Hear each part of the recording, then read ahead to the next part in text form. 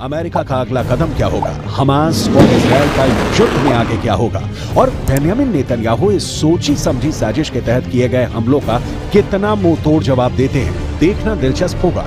और इस बीच Israel America की दोस्ती के किस्से आपको इंटरनेट पर भरे पड़े मिलेंगे, लेकिन इस रिश्ते का असली इम्तिहान अब आया है, जब ईरान और इजराइल जैसे दो परमाणु शक्ति संपन्न देश एक दूसरे के सामने हैं।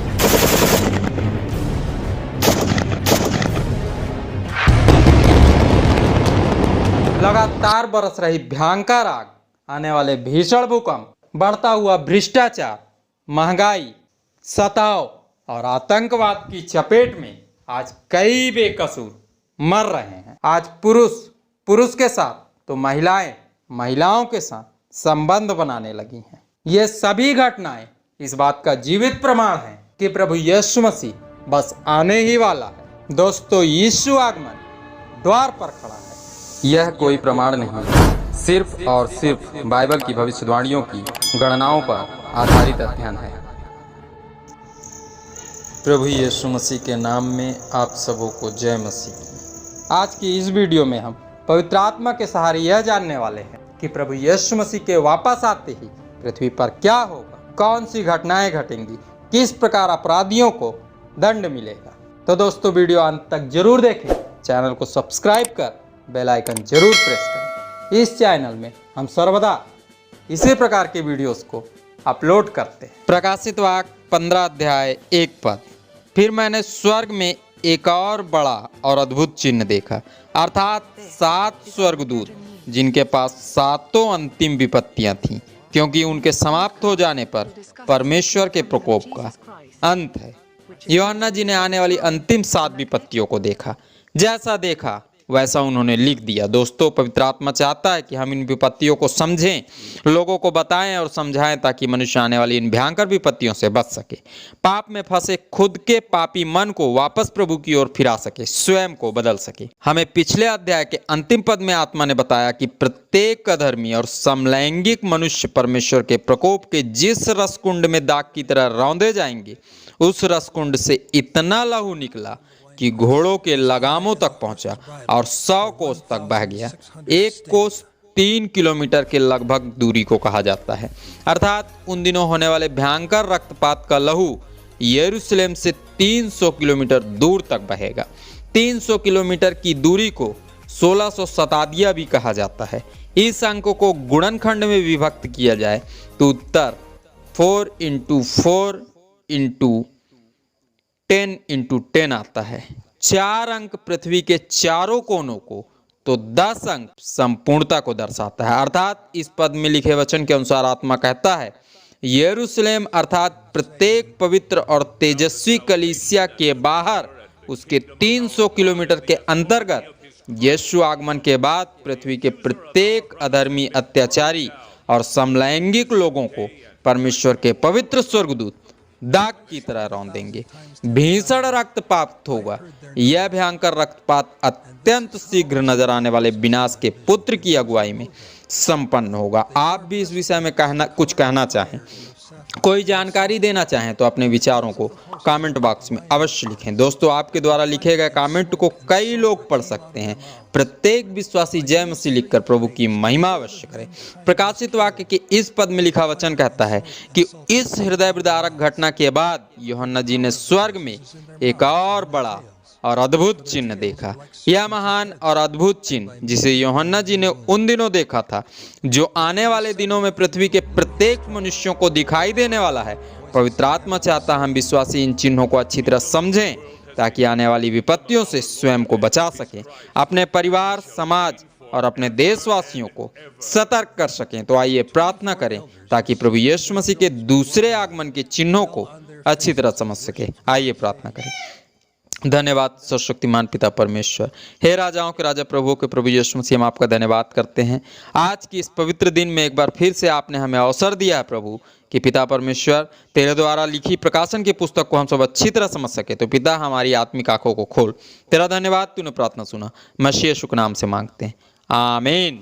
दोस्तों, प्रकाशित वाक्य के इस पद में आगे लिखा है 7 स्वर्गदूत, जिनके पास अंतिम 7 विपत्तियां थी। यूहन्ना जी द्वारा देखा गया यह दर्शन संभवतः उन दिनों पूरा होगा जिन दिनों पृथ्वी में विनाश का पुत्र स्वर्गदूतों और एलियंस की सहायता से भयंकर हाहाकार मचा रहा होगा। मनुष्य मर रहे होंगे, खुद के प्राणों को बचाने की आशा से चीख रहे होंगे, चिल्ला रहे होंगे, परम पवित्र परमेश्वर के प्रकोप से बचने का प्रयास कर रहे होंगे। पर दोस्तों, इस भयंकर यातना से जो बचा सकता है उसके पास मनुष्य जाना भी नहीं चाहेगा।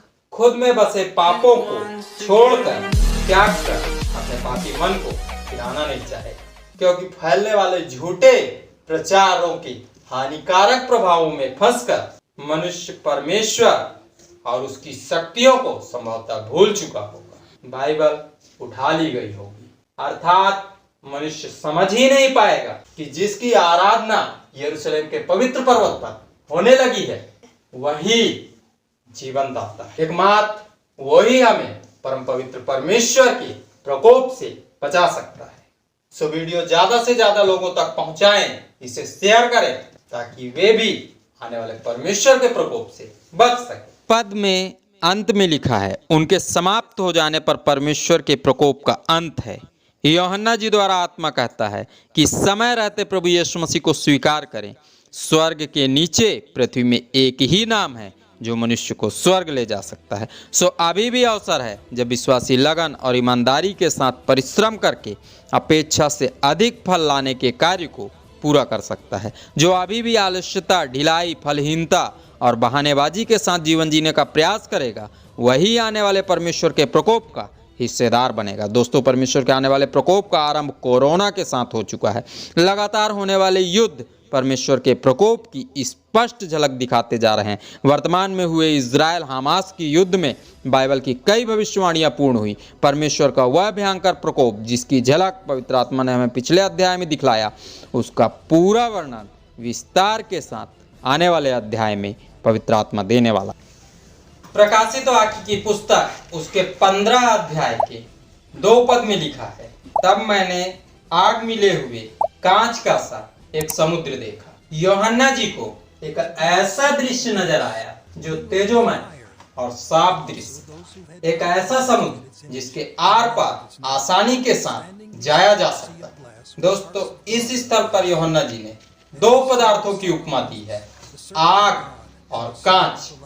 आग मिला हुआ कांच का समुद्र अर्थात वो तेजोमय वस्तु जिसके आर पार आसानी के साथ देखा जा सकता है, अर्थात वे पवित्र और तेजस्वी आत्मा जिनके निकट परमेश्वर की वीणाओं को लिए हुए वे लोग जरूर आएंगे जो वास्तव में इजरायली होंगे। आप सभी जानते हैं कि इजरायली कौन है। प्रकाशित वाक्य की पुस्तक में कई बातें ऐसी हैं जिन्हें अध्यायों के अनुसार समझ पाना अत्यंत कठिन है। जैसे 7 अध्याय में बताए गए लोगों के कार्य पवित्र आत्मा इस अध्याय में बताता है। दोस्तों, इस बीच आत्मा कई घटनाओं का वर्णन करता है।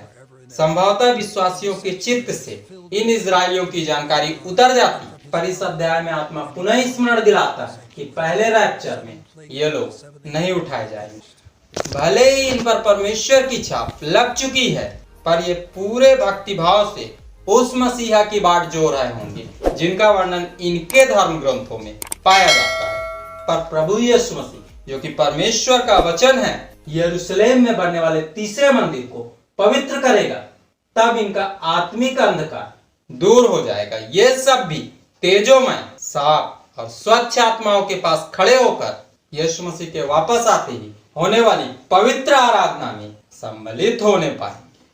प्रभु परमेश्वर की महिमा, उस महान परमेश्वर की स्तुति और आराधना करने पाएंगे। इनके द्वारा की जाने वाली पवित्र आराधना की मधुर आवाज को सुनकर कई देशों के लोग जल की धाराओं के समान यरूशलेम में आकर इस पवित्र आराधना के सहभागी बनेंगे। प्रकाशित वाक्य की पुस्तक के इस प्रकाशन में पवित्र आत्मा आने वाली विपत्तियों का दृश्य दिखाकर बताना चाहता है कि पूर्व समय के किसान फसल के पक कर तैयार होते ही अपने परिवार के सदस्यों के साथ पकी हुई फसल को काटकर उसे अच्छी तरह झाड़कर अपने उस भंडार में रख देते थे जिस भंडार के अन्न को वे धन्यवाद के रूप में प्रभु के समक्ष चढ़ाते थे।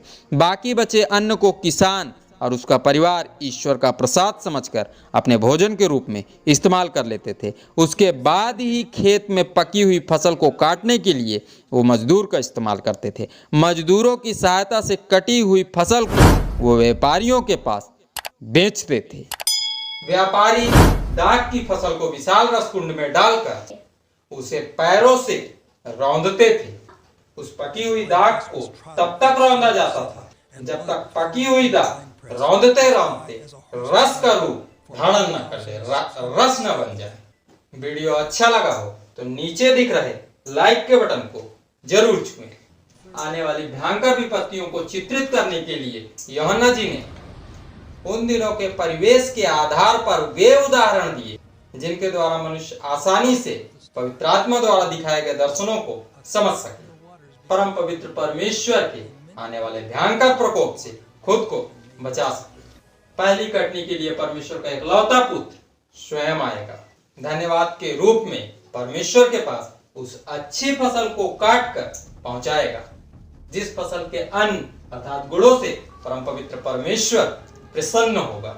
उसके बाद परमेश्वर किसान की तरह दूसरी कटनी की जिम्मेदारी स्वर्गदूतों को सौंपे। वे पृथ्वी की पकी हुई फसल को काटकर व्यापारी अर्थात विनाश के पुत्र एवं एलियंस के हाथ में सौंप देंगे। वे प्रत्येक अधर्मी, अत्याचारी और समलैंगिकों को दाग की तरह रौंदेंगे। रक्त ही रक्त बहेगा। सो आज के अध्ययन से मिले शिक्षा के पद को जरूर याद रखें जो हाग्य नबी की पुस्तक उसके 2 अध्याय के 6 पद में पाया जाता। तो आइए इस पद को धर्मशास्त्र बाइबल से पढ़ें। सेनाओं का यहोवा कहता है, अब थोड़ी ही देर बाकी है कि मैं आकाश और पृथ्वी और समुद्र और स्थल सभी को कंपित करूंगा। आप सबों ने इस अध्ययन को ध्यान से सुना। आप सबों का बहुत बहुत धन्यवाद। खुदावंद यीशु मसीह के नाम में आमीन।